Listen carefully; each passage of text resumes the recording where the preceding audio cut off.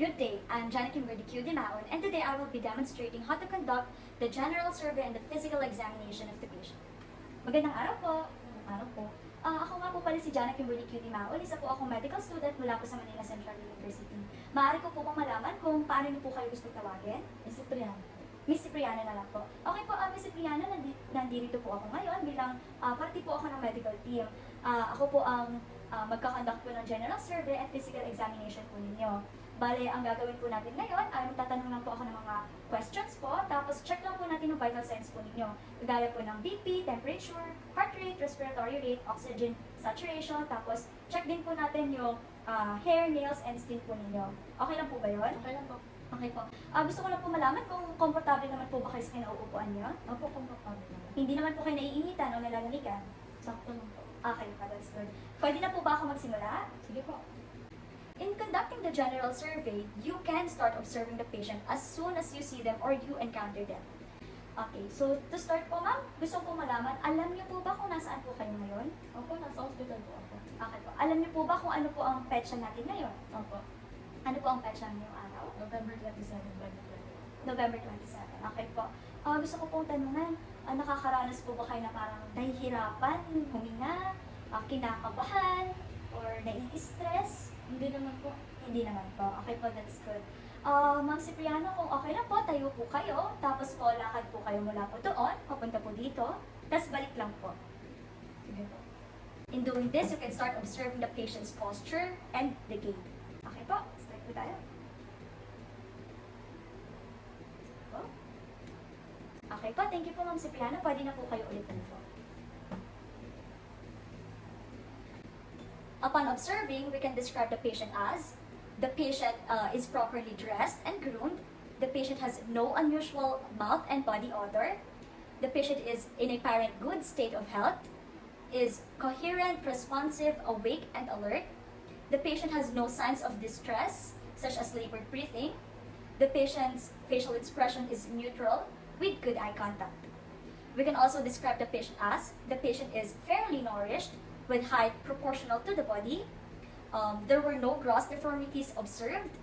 The patient has also normal gait and posture. Pwede na po ba ako mag-proceed ma'am sa vital signs po ninyo? Sige po. Simulan ko po muna sa BP po. Okay po. Sa kanang braso niyo na lang po muna tayo mag-start. Mami po. Dito na lang po. Patang po natin dito. Yan. Tapos medyo usog lang po kayo para...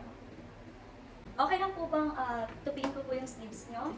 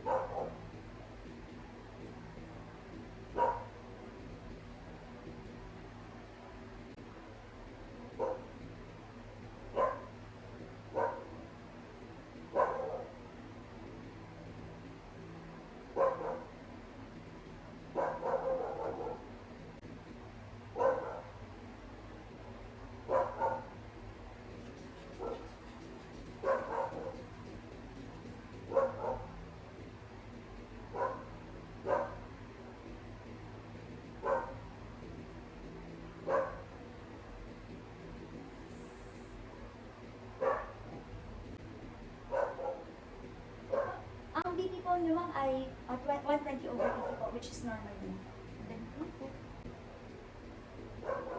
Excuse me po natin dito.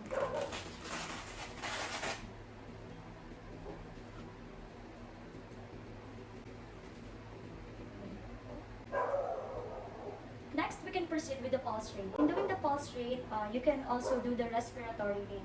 Make sure that in doing the respiratory rate, the patient is unaware because the knowledge of the patient in doing the respiratory rate may influence the way he or she breathes. So, ito po ulit na braso.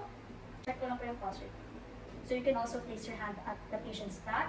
This is to check the respiratory rate as well.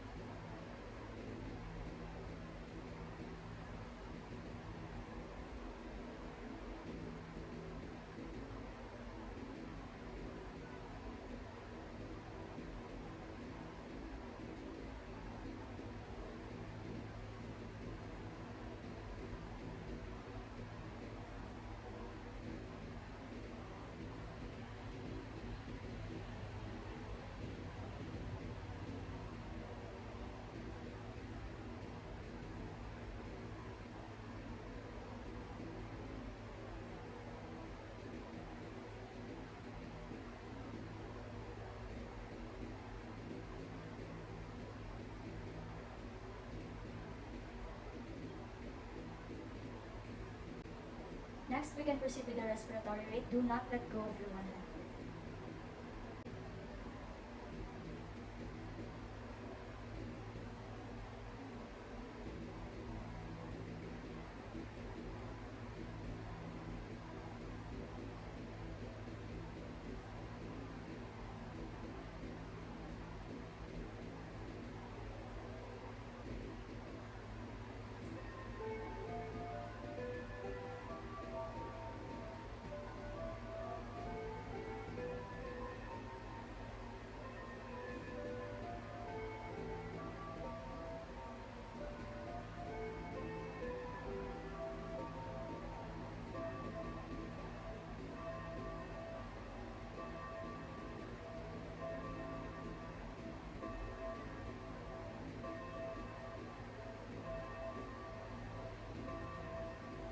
Po. Ang pulse rate po ninyo, ma'am, ay 80/100 po, normal naman po. Ang respiratory rate po ninyo ay 15 breaths per minute po, which is normal po. Okay po, ma'am, check ko naman po yung temperature po nila. Okay po, check ko lang po. Okay po, 36.7 po, ma'am, which is normal naman po. Okay po. Next, ma'am, daliri na lang po. Check po natin yung oxygen saturation po ninyo.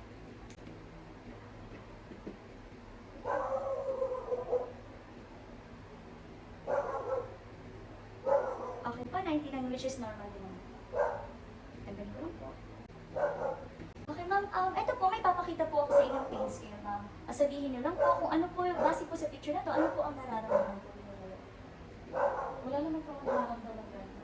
Pwede niyo po bang ituro kung saan po dito? Okay, 0 naman. Okay po, sige po.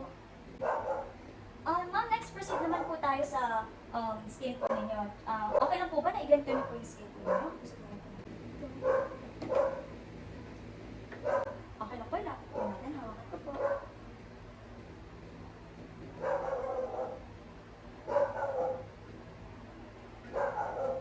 Ay,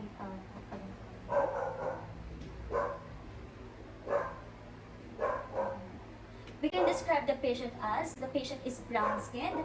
The texture of the patient's skin is smooth and soft. The patient's skin is not too dry and not too moist. The patient has no visible lesions or allergies or rashes observed. The patient's skin temperature is warm on touch. And the patient's turgor and skin elasticity are both normal.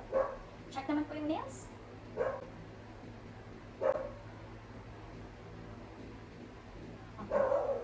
The patient's nails are pink to red in color with normal lunula size, and there is normal capillary filling and no clubbing of fingers or fingernails were observed.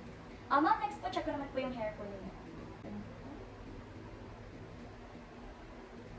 Okay po. We can describe the patient's hair as thin and fine.